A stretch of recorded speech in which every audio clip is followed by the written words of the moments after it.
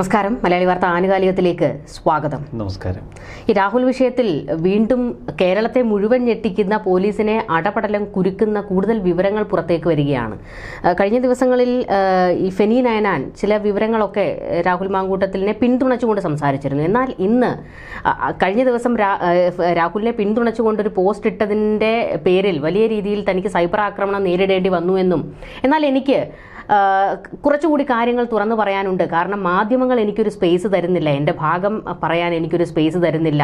ഈ പരാതിക്കാരികളെല്ലാം എന്നെ വിളിച്ചു എന്നാണ് പറയുന്നത്, എനിക്ക് മെസ്സേജ് അയച്ചു എന്നാണ് പറയുന്നത്. പക്ഷേ ഒരു മാധ്യമങ്ങളും എനിക്കൊരു സ്പേസ് തരുന്നില്ല എൻ്റെ ഭാഗം പറയുന്നതിന് വേണ്ടി. അതുകൊണ്ട് ഞാൻ എൻ്റെ ഭാഗം വിശദീകരിക്കുകയാണ് എന്ന് പറഞ്ഞുകൊണ്ട് ചില ചാറ്റുകൾ ഉൾപ്പെടെ പുറത്തുവിട്ടിട്ടുണ്ട്. അതായത് ഈ മൂന്നാം പരാതിക്കാരി രാഹുലിനെ ബന്ധപ്പെടുന്നതിന് വേണ്ടി ഫെനി നയനാനുമായി നടത്തിയ ഒരു ചാറ്റിൻ്റെ വിശദാംശങ്ങളൊക്കെയാണ് പുറത്തേക്ക് വരുന്നത്.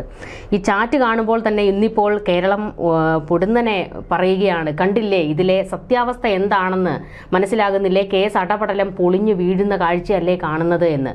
ഈ ഫെനി നയനാൻ്റെ ഈ ഒരു നീക്കം ഇപ്പോൾ രാഹുൽ മാങ്കൂട്ടത്തിന് വലിയ ഒരു നേട്ടം ഉണ്ടാക്കി കൊടുത്തിരിക്കുകയാണ് എന്നുള്ള തരത്തിലാണ് വാദപ്രതിവാദങ്ങളൊക്കെ നടന്നുകൊണ്ടിരിക്കുന്നത്. ശരിയാണ്. നമ്മൾ ആ ചാറ്റ് ഞാൻ കുറച്ച് മുമ്പ് ഫെനി നയനാൻ പങ്കുവച്ച ആ ചാറ്റ് മുഴുവൻ വായിച്ചു. ചാറ്റിലെ യുവതി വളരെ സത്യസന്ധമായി രാഹുലിനെ ഒന്ന് കാണണം, ഒരു 3-4 മണിക്കൂർ സംസാരിക്കണം, അത് ഒറ്റയ്ക്ക് കാണണം എന്നാവശ്യപ്പെടുന്നുണ്ട്. നമ്മൾ ആ ചാറ്റിലൂടെ ഒന്ന് ശരിക്ക് കണ്ണിരുത്തി ഒന്ന് നോക്കുമ്പോൾ ഒരു കാര്യം ബോധ്യമാകും. യുവതി ഒരു നിഷ്കളങ്ക സ്വഭാവമുള്ള ഒരു സ്ത്രീ ആയിരിക്കാം. യുവതിയെ സംബന്ധിച്ച് യുവതി രാഹുലിനോട് അവർക്ക് വളരെ വ്യക്തിപരമായി എന്തൊക്കെയോ സംസാരിക്കാനുണ്ട്. അത് സംസാരിക്കാൻ അയാളെ ഒറ്റയ്ക്ക് കാണണമെന്ന് ആഗ്രഹിക്കുന്നു. അതിനുവേണ്ടി സുഹൃത്ത് ഫെനി നയനാനെ നിർബന്ധിക്കുന്നു. ഇവിടെ 2 തലമുണ്ട്. ഒന്ന്, യുവതി നേരിട്ട് രാഹുലിനോടല്ല രാഹുലിനെ കാണുന്ന കാര്യം പറയുന്നത്. ഫെനി ഈ ചാറ്റിൽ രാഹുലുമായി സംസാരിച്ച ആ വിവരം ഈ യുവതിയോട് കൈമാറുന്നു. ഇവിടെ ഒരു കാര്യം നമുക്ക് ഉറപ്പിക്കാം, ഇവിടെ യുവതി നിഷ്കളങ്കമായി ചാറ്റുകൾ അയക്കുന്നു ഫെനി നയനാന്. പക്ഷെ വളരെ സൂക്ഷ്മതയോടെ ഈ ഘട്ടത്തിൽ രാഹുൽ പെരുമാറുന്നു. അല്ലെങ്കിൽ രാഹുലും യുവതിയും തമ്മിൽ നേരിട്ടുള്ളൊരു കോൺവെർസേഷൻ ആയിരിക്കും ഇത്തരമൊരു ഘട്ടത്തിൽ നടക്കുന്നത്. എവിടെ വെച്ച് കാണണം? അപ്പോൾ രാഹുൽ നിർദ്ദേശിക്കുന്നത് ഓഫീസിലാണ്, യുവതി പറയുന്നത് ഒരു സ്വകാര്യ ഇടത്തിൽ, ഫ്ലാറ്റിലാവാം അല്ലെങ്കിൽ മറ്റേതെങ്കിലും ഒരു സ്വകാര്യ ഇടത്തിൽ ഒറ്റയ്ക്ക്. ഓഫീസിൽ ഒക്കെ മറ്റുള്ളവർ വരും, അവരൊക്കെ ശ്രദ്ധിക്കുമെന്ന്. ഫ്ലാറ്റിൻ്റെ കാര്യം പറയുമ്പോൾ ഫ്ലാറ്റിൽ സെക്യൂരിറ്റി ഉണ്ട്, പോലീസൊക്കെ നിരീക്ഷിക്കും എന്ന് ഫെനി നയനാൻ പറയുന്നു. അപ്പോൾ യുവതി പറയുന്നെങ്കിൽ ഓടുന്ന കാറിൽ രാഹുലും യുവതിയും മാത്രമിരുന്ന് ഒരു കാറിൽ ഒരു ചേഞ്ച് എന്ന് മാത്രമല്ല, തികച്ചും സ്വകാര്യതയുണ്ടല്ലോ ആ കാറിൽ. ഇങ്ങനെ തുടരെ റിക്വസ്റ്റ് നടത്തുകയാണ് രാഹുലുമായി ഒറ്റയ്ക്ക് എനിക്കൊരു 3-4 മണിക്കൂർ വേണം. ഇവിടെ നമ്മൾ ഒരു കാര്യം മനസ്സിലാക്കണം, 2 മാസങ്ങൾക്ക് മുൻപാണ് ഈ ചാറ്റ് നടന്നിരിക്കുന്നത്. അപ്പോൾ പഴയ രാഹുലല്ല, 2024 ഈ യുവതി കണ്ട രാഹുലല്ല, 2 മാസം മുമ്പത്തെ രാഹുൽ. 2023 ഈ യുവതി പരിചയപ്പെടുന്ന രാഹുലല്ല, 2 മാസം മുമ്പ് ഈ യുവതിയുമായി കമ്മ്യൂണിക്കേഷൻ ചെയ്തില്ല എങ്കിലും ഫെനി വഴി കമ്മ്യൂണിക്കേഷൻ നടത്തുന്ന രാഹുൽ. രാഹുലിന് ചെറുതായിട്ട് ചൂടുവെള്ളത്തിൽ ചാടി തുടങ്ങി, അപകടം മണത്തു തുടങ്ങി, ആദ്യ പരാതിയും 2ാം പരാതിയും വന്ന ഘട്ടമാണ്. അപ്പോൾ രാഹുൽ സൂക്ഷ്മതയോടെ ഈ 3ാം പരാതിക്കാരിയെ നേരിടാൻ തുടങ്ങി.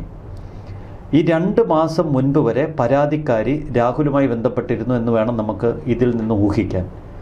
പക്ഷേ മറ്റ് പരാതിക്കാർ രംഗത്തെത്തി, തന്നെ ആളുകൾ വളഞ്ഞിടുന്നു എന്ന് ബോധ്യം വന്നപ്പോൾ ഫെനി വഴിയായി പിന്നീട് രാഹുലിൻ്റെ ഓപ്പറേഷൻസ്. അതുകൊണ്ടാണ് ഫെനി ഈ യുവതിയുമായി ഇത്തരം ചാറ്റുകൾ നടത്തുന്നത്. കൃത്യം 2 മാസത്തിന് ശേഷം ഈ യുവതി 2024 ഏപ്രിൽ മാസം നടന്ന ഒരു ഹോട്ടൽ മുറിയിലെ കൂടിക്കാഴ്ചയെ തുടർന്നുള്ള ഒരു ബലാത്സംഗ ആരോപണം ഉയർത്തുന്നു. അത് മുഖ്യമന്ത്രിക്ക് ഒരു പരാതിയായി അയക്കുന്നു. അപ്പോൾ ഇവിടെ ഒരു കാര്യം നമുക്ക് വ്യക്തമാണ്, യുവതിയെ സംബന്ധിച്ച് അവർക്കൊരു പരാതിയുണ്ട്. മുഖ്യമന്ത്രിയുടെ കയ്യിൽ ഒരു പരാതി കിട്ടുന്നു. പക്ഷേ യുവതിയെ സംബന്ധിച്ച പരാതി എന്താണ്? ഒരു വിവാഹിതയായ സ്ത്രീ, അവർ ദാമ്പത്യ ജീവിതത്തിൽ കഴിയവേ തന്നെ മറ്റൊരു യുവാവിന്, തെറ്റിയാണെങ്കിലും നേരെയാണെങ്കിലും, ഒരു മെസ്സേജ് അയക്കുന്നു, അയാളെ പരിചയപ്പെടുന്നു, അയാളുമായി വളരെ അടുത്ത സൗഹൃദത്തിലേക്ക് കടക്കുന്നു. പിന്നീട് അയാളെ നേരിൽ കണ്ട് ഒരു ഹോട്ടൽ മുറിയിൽ കുറേ അധികം സമയം ചെലവഴിക്കുന്നു. ആ ഹോട്ടൽ മുറിയിൽ അന്ന് സംഭവിച്ച കാര്യങ്ങളൊക്കെ ആ 408 മുറിയിലെ കാര്യങ്ങളൊക്കെ ഈ കഴിഞ്ഞ ദിവസം നമ്മൾ വിശദമായി മനസ്സിലാക്കിയിരുന്നു. അപ്പോൾ ആ കൂടിക്കാഴ്ച, ഞാൻ കൂടിക്കാഴ്ചയുടെ കുറച്ച് വിവരങ്ങൾ കൂടി ഒന്ന് വ്യക്തമാക്കാനുണ്ട്, അതിലേക്ക് തിരിച്ചു വരാം. അതിനുശേഷവും രാഹുലുമായും പിന്നീട് ഫെനി വഴിയും ബന്ധം തുടർന്നുവെന്ന് ഫെനി ഇപ്പോൾ ഉറപ്പിച്ച് പറയുന്നു.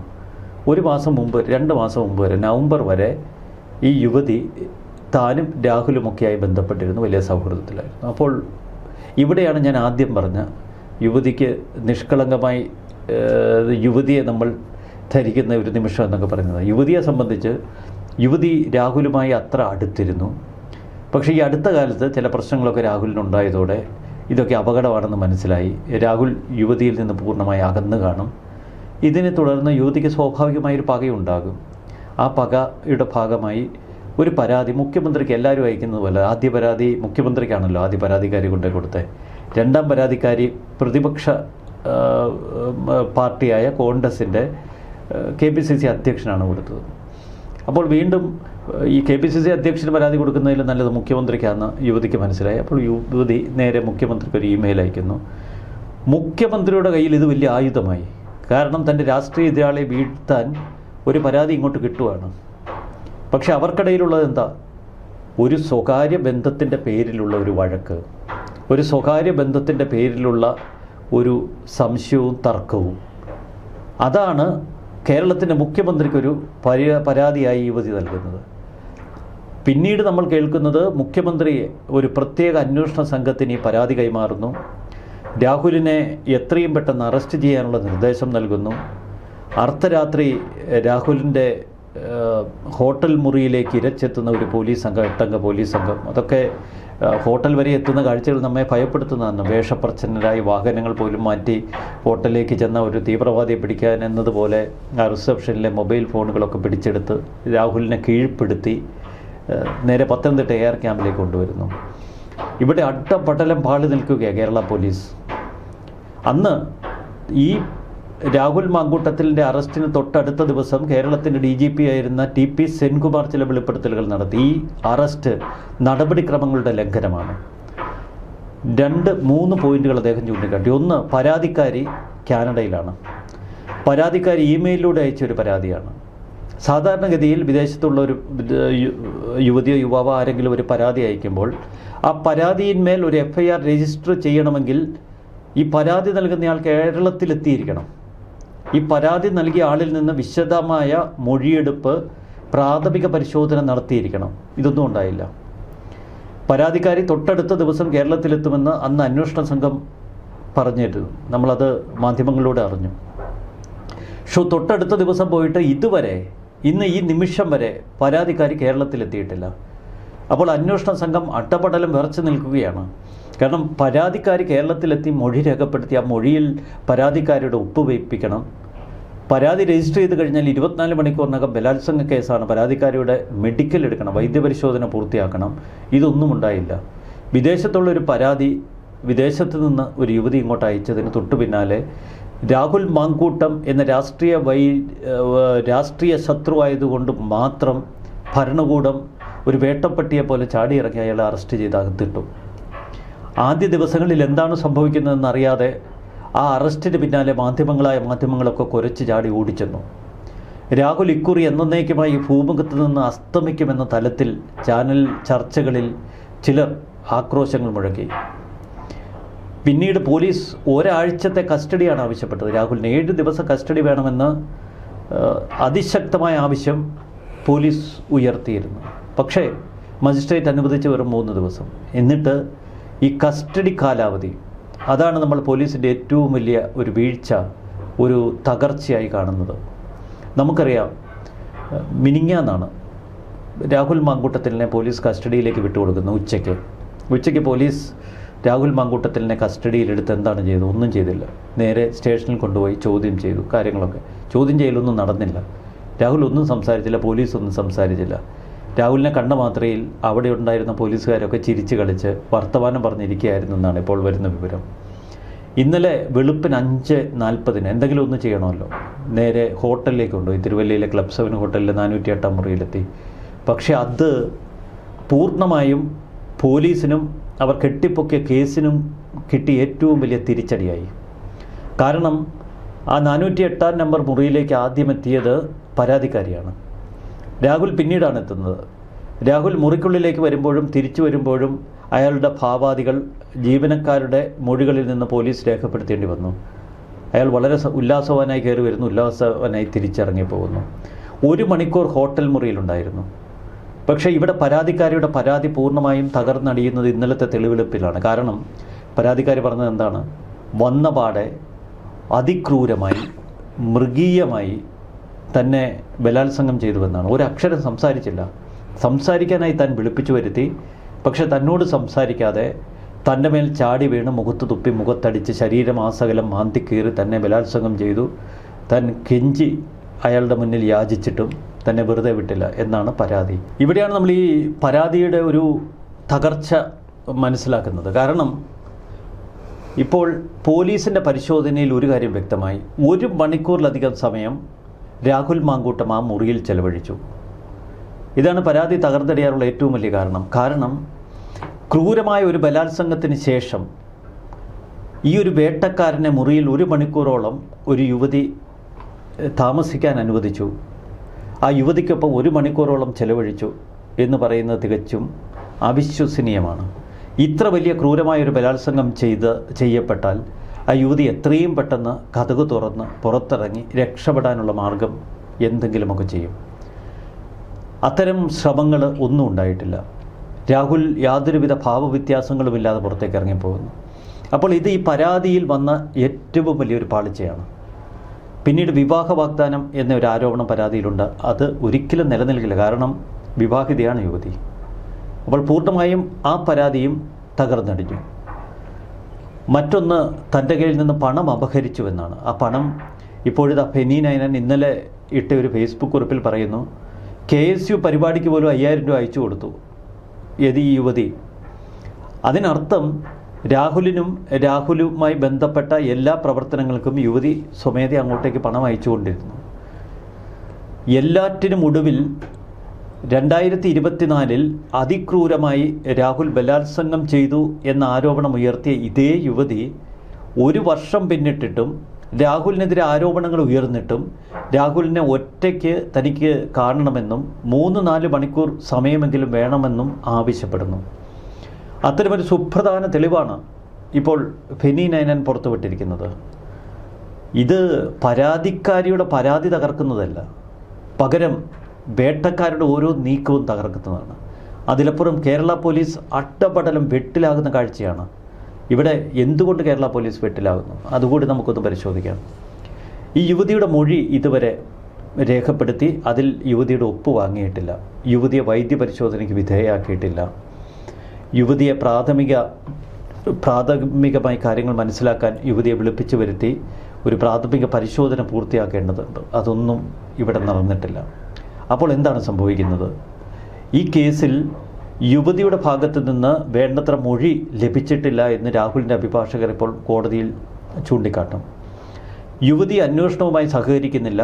യുവതി തന്നോടുള്ള ഒരു വ്യക്തിപരമായ ഏതോ സംശയത്തിൻ്റെ പേരിൽ മുഖ്യമന്ത്രിക്ക് ഒരു ഇമെയിൽ അയച്ചതാണ്. അതിൻ്റെ പേരിൽ തൻ്റെ നേർക്ക് പോലീസ് ഒരു കള്ള പരാതി ഉയർത്തുകയും കള്ള കേസ് രജിസ്റ്റർ ചെയ്തിരിക്കുകയുമാണ് ചെയ്തിരിക്കുന്നതെന്ന് രാഹുലിൻ്റെ അഭിഭാഷകൻ കോടതിയിൽ ഉന്നയിച്ചാൽ ആ സെക്കൻഡിൽ രാഹുലിന് ജാമ്യം ലഭിക്കും. അപ്പോൾ ഇവിടെ ഒരു മാർഗം മാത്രമേ ഇനി അന്വേഷണ സംഘത്തിന് മുന്നിലുള്ളൂ. യുവതി കാനഡയിൽ നിന്ന് എത്തുന്നില്ല. അപ്പോൾ ഇന്ത്യൻ എംബസിയുടെ സഹായത്തോടെ അവിടെ നിന്നൊരു വീഡിയോ കോൺഫറൻസിങ്ങിലൂടെ മൊഴി രേഖപ്പെടുത്തുക. അതിനാണ് നമ്മൾ കഴിഞ്ഞ ദിവസം കണ്ടു പൂങ്കുഴലി ശ്രമിക്കുന്നത്.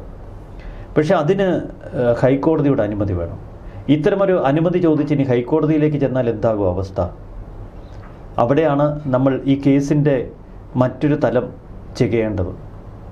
ഒന്നാം പരാതിക്കാരിയുടെ പരാതി, അതിന്മേലുള്ള കേസ്. രണ്ടാം പരാതിക്കാരിയുടെ പരാതിയിന്മേലുള്ള കേസ്. ഈ 2 കേസിലും ജാമ്യം ലഭിച്ച രാഹുൽ ഹൈക്കോടതി കേസ് പരിഗണിക്കുന്ന അവസ്ഥയിൽ നിൽക്കുമ്പോഴാണ് 3-ാം പരാതി എത്തുന്നത്. അപ്പോൾ ഈ 2 പരാതിയിലും ജാമ്യം ലഭിച്ച രാഹുലിനെ കുടുക്കാൻ ഭരണകൂടവും പോലീസും ചേർന്നൊരുക്കിയ ഒരു നാടകമാണ് ഇത് എന്ന് ഹൈക്കോടതിയിൽ രാഹുലിൻ്റെ അഭിഭാഷകർ വാദമുന്നയിക്കുമ്പോൾ അതിനൊപ്പം ചേർന്ന് നിൽക്കാൻ മാത്രമേ ഹൈക്കോടതിക്ക് കഴിയൂ. അപ്പോൾ ഹൈക്കോടതി വിദേശത്ത് നിന്ന് എന്തിനാണ് ഇത്തരമൊരു മൊഴിയെടുപ്പ്, യുവതിക്ക് പരാതി ഉണ്ടെങ്കിൽ കേരളത്തിലേക്ക് വരട്ടെ എന്നാവശ്യപ്പെടും. ഈ യുവതിയുടെ പരാതിയിലെ പൊള്ളയായ ആരോപണങ്ങൾ ചൂണ്ടിക്കാട്ടാൻ ആ ഘട്ടത്തിൽ രാഹുലിൻ്റെ അഭിഭാഷകർക്ക് കഴിയും. ഇത്തരമൊരു സാഹചര്യത്തിൽ എന്തിനാണ് നടപടിക്രമങ്ങളൊക്കെ ലംഘിച്ച് രാഹുലിനെ അർദ്ധരാത്രി കഴിഞ്ഞ് 12:30 മണിക്ക് അറസ്റ്റ് ചെയ്തത്? ഈ ചോദ്യം കോടതി ഉന്നയിച്ചാൽ നടപടിക്രമങ്ങളുടെ ലംഘനത്തിന് ഉത്തരവാദികളായ പോലീസ് ഉദ്യോഗസ്ഥർക്കെതിരെ കൃത്യമായ നിയമ നടപടികളിലേക്ക് രാഹുലിനും സംഘത്തിനും കടക്കാം. അവരുടെ പെൻഷൻ വരെ മുടക്കുന്ന തലത്തിലേക്ക് കാര്യങ്ങളെത്തും. ചുരുക്കത്തിൽ ഭരണകൂട ഒത്താശ പാടിയ പോലീസ് ഉദ്യോഗസ്ഥർ ഈ കലം കഴുത്തിൽ കുടുങ്ങിയ അവസ്ഥയുണ്ടല്ലോ, അത്തരമൊരവസ്ഥയിലാണിപ്പോൾ. അതുകൊണ്ടാണ് രാഹുലിനെ പരമാവധി ബുദ്ധിമുട്ടിക്കാതെ ഇന്ന് ഉച്ചയ്ക്ക് തന്നെ, ഇന്ന് വൈകുന്നേരം 5 മണി വരെ കസ്റ്റഡിയിൽ വയ്ക്കാമായിരുന്നു. അതിനൊന്നും നോക്കിയില്ല. ഉച്ചയായപ്പോഴേക്കും രാഹുലിനെ തലയിൽ നിന്നെടുത്ത് കോടതിക്ക് കൊടുത്ത് ജയിലിലാക്കി അവർ ഓടി രക്ഷപ്പെടുകയായിരുന്നു. ആകെക്കൂടി ഇതിനിടയിൽ അവരൊന്ന് ചെയ്യാൻ നോക്കിയത് രാഹുലിൻ്റെ അമ്മയെയും സഹോദരിയെ ഒന്ന് മാനസികമായി തളർത്തി അവരെ ഒന്ന് ഭയപ്പെടുത്താൻ ശ്രമിച്ചു. അതിനാണ് ഇന്നലെ അടൂരിലെ വീട്ടിലേക്ക് ഓടിച്ചെന്നത്. ഒരു 10 മിനിറ്റ് പോലും നിന്നില്ല DYSP സംഘവും. നേരെ വീട്ടിൽ ചെന്നു. രാഹുലിൻ്റെ കിടപ്പുമുറിയിലേക്ക്, അതൊക്കെ കൃത്യമായ രൂപരേഖ അവരുടെ മുന്നിലുണ്ടായിരുന്നു. കിടപ്പുമുറിയിൽ ചെന്നു. അവിടെയൊക്കെ മൊത്തത്തിലൊന്ന് പരതി. ഒരു ലാപ്ടോപ്പ് എടുക്കാനാണ് വന്നത് എന്ന ഭാവത്തിൽ, പക്ഷേ ലാപ്ടോപ്പിലൊന്നുമില്ല. അവർ അവിടെ നിന്ന് ഇറങ്ങി ഓടുന്ന കാഴ്ചയാണ് നമ്മൾ കണ്ടത്. ഇറങ്ങിപ്പോയപ്പോൾ ആ അമ്മ ധരിച്ചു നിൽക്കുന്നു. എന്താണ് സംഭവിക്കുന്നതെന്ന് മനസ്സിലാകുന്നില്ല. ഫെനി നയനാനെ പോലെയുള്ള രാഹുലിൻ്റെ സുഹൃത്തുക്കൾ ഇപ്പോൾ കട്ടയ്ക്ക് നിൽക്കുന്നു.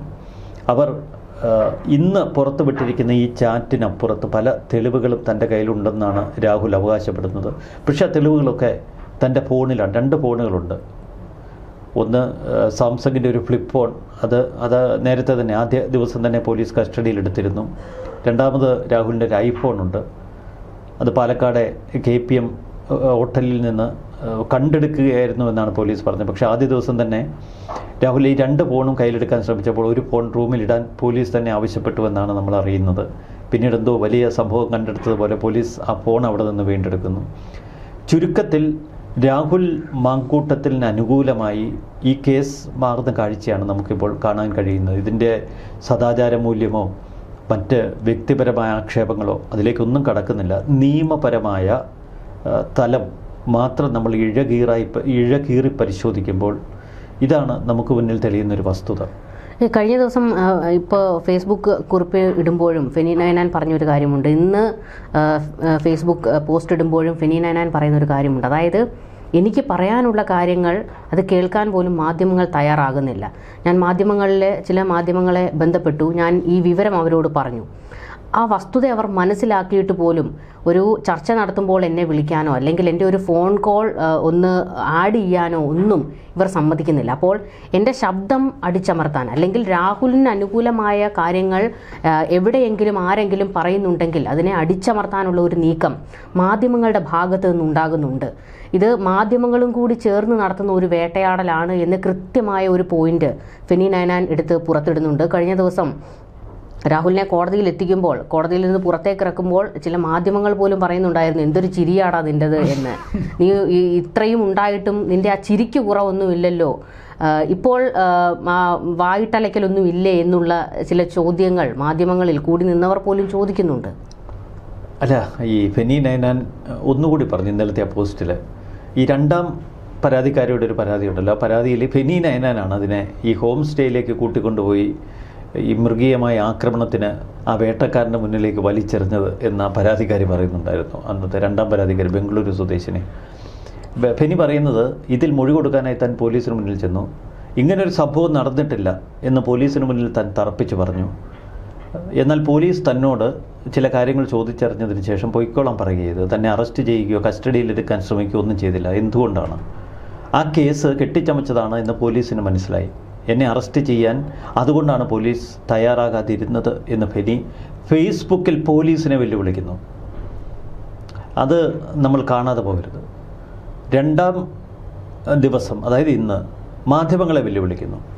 ഈ ഫെനി മാധ്യമങ്ങളെ വെല്ലുവിളിക്കുമ്പോൾ ഇന്ന് ഞാൻ ഈ സമൂഹ മാധ്യമങ്ങളിൽ ഒരു ചേഞ്ച് കണ്ടു. സമൂഹ മാധ്യമങ്ങളിൽ പൊതുവെ രാഹുലിന് അനുകൂല തരംഗമാണ്. പക്ഷേ ഇടതുപക്ഷ സൈബർ പോരാളികളുണ്ട് ഇതിനകത്ത് ധാരാളം. അവരൊക്കെ തങ്ങളുടെ പോസ്റ്റിൻ്റെ ഒരു സ്വഭാവം മാറ്റി. ഇന്ന് എടാ രാഹുലെ, നിനക്കെതിരെയുള്ള അടുത്ത പരാതി റെഡി, ഇനിയുള്ളത് 2 പരാതി. നിന്നെ ഞാനിപ്പോൾ ലാസ്റ്റ് ഓർഡർ കണ്ടത്, നിന്നെ പണ്ട് കെട്ടിയിട്ട് അടിച്ച കഥയുണ്ടല്ലോ, അതിനി പുറത്തേക്ക് വരും. അപ്പോൾ രാഹുലിനെതിരെ അണിയറയിൽ ഒരുങ്ങുന്ന കഥകളെക്കുറിച്ചും രാഹുലിനെതിരെ അണിയറയിൽ ഒരുങ്ങുന്ന പരാതികളെക്കുറിച്ചുമുള്ള സൂചനകളാണ് ഇന്നിപ്പോൾ പുറത്തു വന്നുകൊണ്ടിരിക്കുന്നത്. മാധ്യമങ്ങൾ ഈ ഫെനി നൈനാൻ്റെ കുറിപ്പൊന്നും കണ്ടതായിട്ട് നടിക്കുന്നില്ല, അവർ അതൊക്കെ സ്കിപ്പ് ചെയ്യുകയാണ്. മാധ്യമങ്ങൾ ആദ്യ ദിവസം എന്നേക്കുമായി രാഹുൽ ഒടുങ്ങി എന്ന നിലയിലായിരുന്നു വാർത്ത റിപ്പോർട്ട് ചെയ്തത്. മനോരമയൊക്കെ കണ്ട് നമ്മൾ കണ്ണ് തള്ളിപ്പോയി, അതുമാതിരി അടിച്ചത്. ചാനലുകളൊക്കെ ഈ 3-ാം പരാതിക്കാരി ഏതോ ഒരു വലിയ ദിവ്യ പരാതി എന്നതുപോലെ വളരെ പുകഴ്ത്തുന്നത്, രാഹുലിനെ മുച്ചൂടും തീർക്കുന്ന തലത്തിലാണ് റിപ്പോർട്ടുകൾ വന്നത്. പക്ഷേ ആ തുടക്കത്തിൽ തന്നെ നമുക്ക് ചില ലോജിക്കൽ പ്രശ്നങ്ങൾ തോന്നി ആ പരാതിയിൽ. അതുകൊണ്ടാണ് തുടക്കം തൊട്ട് ആ പരാതിയെ നമ്മൾ ഒരു തലത്തിൽ അനലൈസ് ചെയ്ത് പോകുന്നത്. പരാതിക്കാരി കാനഡയിലാണ്, പരാതിക്കാരിയുടെ ഹസ്ബൻഡ് കാനഡയിലാണ്. ദാമ്പത്യ ജീവിതത്തിലെ പ്രശ്നങ്ങൾ സംസാരിക്കാൻ സമൂഹ മാധ്യമത്തിലൂടെ പരിചയപ്പെട്ടതാണ് രാഹുലിനെ എന്നൊക്കെയാണ് ആദ്യ ദിന കഥകൾ. അതൊക്കെ തെറ്റായിരുന്നുവെന്ന് പെട്ടെന്ന് നമ്മൾ തിരിച്ചറിഞ്ഞു. 2023 രാഹുലുമായി പരിചയപ്പെടുന്നു. പക്ഷേ 2024 ഏപ്രിൽ തിരുവല്ലയിൽ ഒരു ഹോട്ടലിലെത്തി രാഹുലിന് വേണ്ടി കാത്തിരിക്കുന്നു. അവിടെ വെച്ചാണ് ഈ ബലാത്സംഗ കഥ പിറക്കുന്നത്. പിന്നീടും രാഹുലുമായി ബന്ധം തുടർന്നിരുന്നുവെന്ന സൂചനകൾ ഇപ്പോൾ ഫെനി നൈനാൻ്റെ ഈ ചാറ്റുകളിലൂടെ പുറത്തു വരുന്നു. അപ്പോൾ ഒരു സ്ത്രീയും പുരുഷനും തമ്മിലുള്ള സ്വകാര്യ ബന്ധം, ആ സ്വകാര്യ ബന്ധം എന്തോ ആകട്ടെ, അത് ധാർമ്മികമായി ശരിയാവട്ടെ തെറ്റാവട്ടെ, അത് അവർക്കിടയിലുള്ളൊരു കാര്യമാണ്. പക്ഷേ ഒരു സ്റ്റേറ്റ് ഇടപെടുന്നത് നിയമലംഘനം ഉണ്ടാകുമ്പോഴാണ്. അവിടെ സദാചാരം അളക്കേണ്ടതോ സദാചാര പോലീസിങ് ചമയേണ്ടതോ ഒരു സ്റ്റേറ്റിൻ്റെ ഉത്തരവാദിത്വമല്ല. കാരണം ഈ നാട്ടിലെ എല്ലാ ഹിതങ്ങളും അഭിഹിതങ്ങളും തിരിഞ്ഞു ചെല്ലേണ്ട ഉത്തരവാദിത്വമൊന്നും ഒരു മുഖ്യമന്ത്രിക്കില്ല. ദാമ്പത്യ ജീവിതത്തിൽ ഉൾപ്പെട്ടിരിക്കുന്ന ആളുകൾ പുറത്ത് മറ്റുള്ളവരുമായി എന്തെങ്കിലുമൊക്കെ അവിഹിത ബന്ധങ്ങൾക്ക് ശ്രമിക്കുന്നതും അവിഹിത ബന്ധങ്ങളിലുണ്ടാകുന്ന തർക്കങ്ങൾ പരിഹരിക്കുന്നതുമൊന്നും സ്റ്റേറ്റിൻ്റെ ഉത്തരവാദിത്വത്തിൽപ്പെട്ട കാര്യമല്ല. അവർക്ക് വേണമെങ്കിൽ 2 പേർ തമ്മിലുള്ള ഒരു വഴക്കാണെങ്കിൽ പോലീസിനെ സമീപിക്കാം. പോലീസ് അത് പരിശോധിച്ചിട്ട് അതിലെന്തെങ്കിലും പ്രശ്നങ്ങളുണ്ടോ എന്ന് കണ്ടുപിടിക്കട്ടെ. അതല്ലാതെ ഒരു സ്റ്റേറ്റ് ഒരു പ്രത്യേക അന്വേഷണ സംഘത്തെ നിയോഗിച്ച് അർദ്ധരാത്രി ഒരു MLA കയറി അറസ്റ്റ് ചെയ്ത് അവനെ റിമാൻഡിലാക്കിപ്പിച്ച് അവനെ നാട് നീളെ കൊണ്ടു നടന്ന് പ്രദർശിപ്പിച്ച് കേരളം കണ്ട ഏറ്റവും വലിയ ലൈംഗിക വൈകൃതക്കാരനാണ് ഇവനെന്ന് മുദ്രകുത്തി ചാപ്പയടിച്ച് അയാളെ തീർത്തും പരിഹസിക്കാൻ ശ്രമിച്ചാൽ ആ ഭരണകൂട ഭീകരതയ്ക്കെതിരെ സാധാരണ ജനങ്ങൾ അവരുടെ വികാരം പ്രകടിപ്പിക്കും. അതുതന്നെയാണ് രാഹുലിൻ്റെ കാര്യത്തിൽ സംഭവിച്ചത്. നമ്മൾ കഴിഞ്ഞ ദിവസം പറഞ്ഞതുപോലെ ഏകാധിപതികളൊക്കെ ഭരിക്കുന്ന രാജ്യങ്ങളിൽ നമ്മളെപ്പോഴും കാണാറുണ്ട് അവരെ വിമർശിക്കുന്നവരെ, അവർക്കെതിരെ ഏതെങ്കിലും തലത്തിൽ ചെറുനീക്കങ്ങൾ നടത്തുന്നവരെ സൈനികരെ ഉപയോഗിച്ച് പിടിച്ചുകെട്ടി കൊണ്ടുവന്ന് വലിയ കഴുമരത്തിലോ മുക്കാലിയിലോ കെട്ടിത്തൂക്കി തലകീഴായി കെട്ടിത്തൂക്കിയിട്ട് അവർക്ക് നേരെ തുപ്പാനും കല്ലെറിയാനും ചെറുപ്പെറിയാനും ജനങ്ങളെ അനുവദിക്കുന്ന ഒരു കാഴ്ച, അതൊരു സാഡിസത്തിൻ്റെ ഭാഗമാണ്. അപ്പോൾ ഇത് മറ്റുള്ളവർക്കൊരു മെസ്സേജ് ആകുമെന്ന് ഓർക്കുന്നു. പക്ഷേ ഇവിടെ ഇപ്പോൾ രാഹുൽ തിരിച്ചടിക്കുകയാണ്. കസ്റ്റഡിയിൽ നിൽക്കുമ്പോൾ പോലീസിനൊന്നും ചെയ്യാൻ കഴിയുന്നില്ല. മറിച്ച് ഇപ്പോൾ റിമാൻഡിലേക്ക് പോകുമ്പോൾ ഇനി വരും ദിവസങ്ങളിൽ കോടതിയിൽ വലിയ നിയമ പോരാട്ടങ്ങൾ നടക്കും. ആ നിയമ പോരാട്ടം പരാതിക്കാരിക്കെതിരെ ആയിരിക്കില്ല. ആ നിയമ പോരാട്ടം ആത്യന്തികമായി ചെന്ന് തറയ്ക്കുന്നത് ഇവിടുത്തെ പോലീസ് സംവിധാനത്തിന് നേരെ ആയിരിക്കും. അതുകൊണ്ട് പോലീസിലെ ഉദ്യോഗസ്ഥർ പോലും ഇപ്പോൾ ഭയപ്പെട്ട് നിൽക്കുന്നു. അതുകൊണ്ടിപ്പോൾ ഭരണകൂടവും പോലീസുമൊക്കെ പരമാവധി ശ്രമിക്കുന്നത് എവിടെ നിന്നെങ്കിലും പുതിയ പരാതിക്കാരെ കണ്ടെത്താനായിരിക്കും. പുതിയ പരാതിക്കാരെ കൊണ്ടുവന്ന് കോടതിയെ ഇവനൊരു സ്ഥിരം കുറ്റവാളിയാണ്, കുറ്റാരോപിതനാണ് എന്ന് ബോധ്യപ്പെടുത്താനുള്ള ചെറു ശ്രമങ്ങൾ ഇനിയും തുടരും. കാരണം അല്ലെങ്കിൽ പലരുടെയും മുഖം മൂടി ഇവിടെ പൊളിഞ്ഞു വീഴും. ഈ യുവതി ഫെനി നൈനാൻ്റെ ചാറ്റിന് നിർബന്ധമായും മറുപടി നൽകേണ്ടതുണ്ട്. കാരണം അതൊരു വലിയ വെളിപ്പെടുത്തലാണ് ഫെനിയുടെ ഭാഗത്ത് നിന്ന് ഇപ്പോൾ നമ്മൾ കേൾക്കുന്നത്. ഈ ഇങ്ങനെ വേട്ടയാടി ഇങ്ങനെ പുറകെ നടന്നങ്ങ് വേട്ടയാടാൻ മാത്രം പിണറായി വിജയൻ അത്ര ഒരു ബുദ്ധിയില്ലാത്തൊരു മനുഷ്യനാണ്. കാരണം നമ്മൾ കണ്ടതാണ് തദ്ദേശ തിരഞ്ഞെടുപ്പിൽ ഒരു വീഴ്ച വന്നപ്പോൾ ശബരിമലയും അത് ഗർഭക്കേസും കൊണ്ട് നടന്നതാണ് എന്നുള്ള വിമർശനം പാർട്ടിയിൽ നിന്ന് പോലും ഉണ്ടായി. അതിനു മുൻപ് രാഹുലിന് മുൻകൂർ ജാമ്യം കിട്ടിയ സമയത്ത് ഇവിടെ വലിയൊരു ചർച്ച നടന്നു. ഈ ഭരണകൂടം വേട്ടയാടുന്നതാണ്, രാഹുലിന് അനുകൂലമായ ഒരു ജനപിന്തുണ ഉണ്ടാകുന്നതൊക്കെ മുഖ്യമന്ത്രിയും കണ്ടുകൊണ്ടിരിക്കുന്ന കാഴ്ചയാണ്.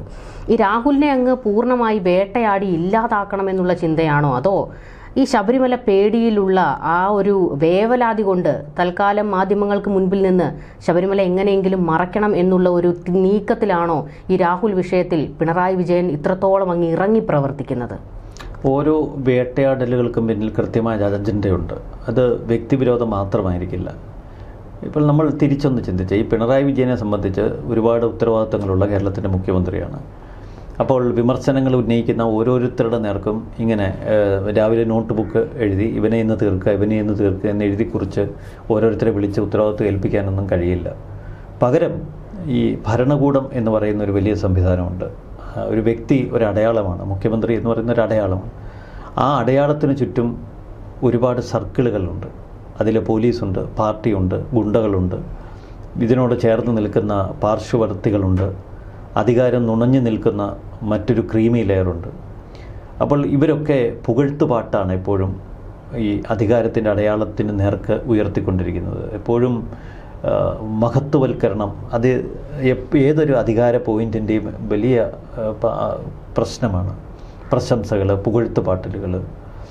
മറുവശത്ത് ശത്രുക്കൾ എന്ന് ഇവർ മുദ്ര കുത്തുന്ന വലിയൊരു വിഭാഗമുണ്ട് ഇവർക്ക്.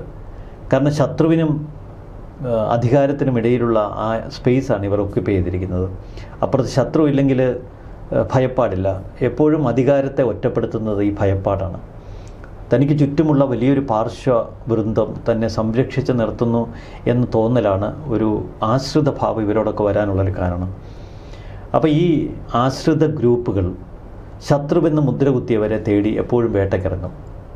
മുകളിൽ നിന്നുള്ളൊരു മൗനാനുവാദം മാത്രം മതി. ശബരിമലയിലെ സ്വർണ്ണക്കൊള്ളയുടെ ആ പ്രകമ്പനങ്ങൾ, ആ സ്വർണ്ണക്കൊള്ളയുടെ മുഴക്കങ്ങൾ എപ്പോഴും അധികാര കേന്ദ്രത്തെ വിറപ്പിക്കും. കാരണം അതിൻ്റെ ഒരു മുഴക്കം ചെറുതല്ല. ആ മുഴക്കം കേൾക്കാതിരിക്കാൻ ഒരുപക്ഷെ രാഹുലിനെ പോലെയുള്ള വേട്ടകൾ അനുവദിച്ചു കൊടുക്കുക സ്വാഭാവികമാണ്, ആ മുഴക്കം കേൾക്കാതിരിക്കാൻ. മറുവശത്ത് തനിക്ക് നേരെ കൈ ഇനിയും ചൂണ്ടപ്പെട്ടാൽ മുറിവേറ്റവനാണ്.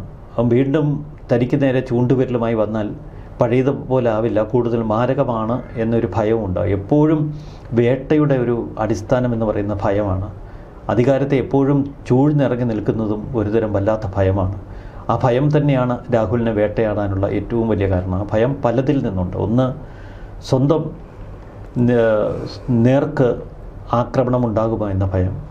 രണ്ട്, ശബരിമല സ്വർണ്ണക്കൊള്ള പോലെയുള്ള വലിയ സംഭവങ്ങൾ തൻ്റെ അന്ത്യത്തിന് കാരണമാകുമോ എന്ന ഭയം. ഇതിൽ നിന്നൊക്കെ രക്ഷപ്പെടാൻ രാഹുലിനെ വേട്ടയാടി വീഴ്ത്തുക എന്നുള്ള ഒരു പൊതു തത്വത്തിലെത്തും.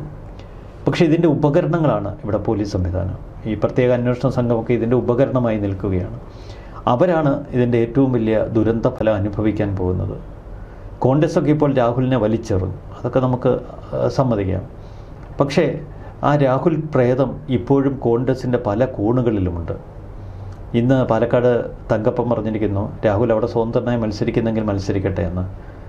അപ്പോൾ രാഹുൽ സ്വതന്ത്രനായി മത്സരിക്കുന്നെങ്കിൽ മത്സരിക്കട്ടെ എന്ന് കോൺഗ്രസ് പറയുമ്പോഴും അവർക്കുമുള്ളിൽ ഒരു രാഹുൽ പ്രേതമുണ്ട്, പലരുടെ ഉള്ളിലുമുണ്ട്. നാളുകളിൽ ഇതൊക്കെ എങ്ങനെ തിരിച്ചുകൊള്ളുമെന്നറിയില്ല. രാഹുലിനെ മഹത്വവൽക്കരിക്കുകയല്ല, അയാളുടെ ധാർമ്മികത നമുക്കൊരിക്കലും അംഗീകരിക്കാൻ കഴിയില്ല.